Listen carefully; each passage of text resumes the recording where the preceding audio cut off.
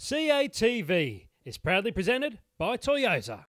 Michael, fantastic win in Melbourne. How proud did that make you feel to come back from a pretty precarious situation? Yeah, look, it was a really special test match victory for us. I guess for the first time in this series, being behind in the game, we had to find a way to turn things around, and our bowlers played a big part in doing that. Then our batters come out in the second dig and played exceptionally well. You've actually been in this position before, going to Sydney looking for a whitewash. Can you sort of run us through the differences between 06, 07 and where we stand today?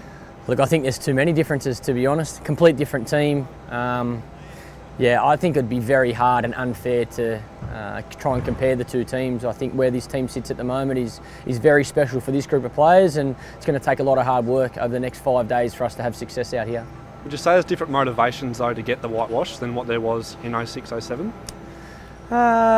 Not really. I think the motivation through my whole career has been about winning every test match I played. So I think that motivation hasn't changed for me personally, and I'm sure the boys are the same. It's, you know, through your tough times in your career, they make you cherish the good times, and they make you want to run with that momentum for as long as you possibly can. And I guess that's where this team sits. We most recently lost in India 4-0, we lost in England 3-0. Now we're starting to win. We want to run with it for as long as we can. You've mentioned those low points, India and England over there. Has those low points made this series win so special? I think they make, every time you don't perform as well as you'd like, when you find a way to turn that around, that makes it extra special, there's no doubt about it. So yeah, I think the boys standing there and watching England retain the urn 6 months ago was tough, there's no doubt about it. And you know, I think all the players said that when we got back to Australia, we're going to do whatever we can to make sure that's us standing there, you know, getting the urn, not England. Glenn McGrath came out yesterday and said this was arguably the best bowling attack Australia's ever had. What do you have to say about that? It's obviously an extremely a fantastic compliment from Glenn McGrath, that's for sure. One of probably the best fast bowler I ever played with.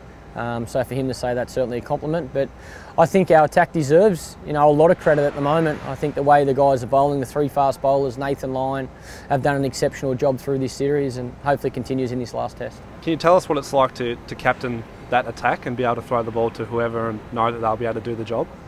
I think it's about using them how they're best suited. That's why I say I think Mitchell Johnson's bowled exceptionally well, and certainly deserves his Man of the Match awards he's received. But I think Peter Siddle and Ryan Harris, Nathan Lyon and even Shane Watson at stages have done a fantastic job supporting Mitchell and doing their roles, which has allowed Mitch to bowl the way he's bowled. So yeah, it's about trying to use them, utilise them as well as you can in certain situations. You mentioned yesterday at Kirribilli House about the older guys and the amazing job they've done. Can you sort of elaborate on that and how much influence they've had this series? I just think the senior players have been great around the group, on and off the field. I think I've got people I can go to on the field if I'm unsure about something. Helps that I stand right beside my vice captain in Brad Haddon as well. I think their leadership off the field has been exceptional as well. The way the boys have trained, their commitment to the team's causes. I think it's been really good, and I think the youngsters have followed in their footsteps. It's early in the new year. Did you have any New Year's resolutions to achieve in 2014? I don't have any New Year's resolutions, no.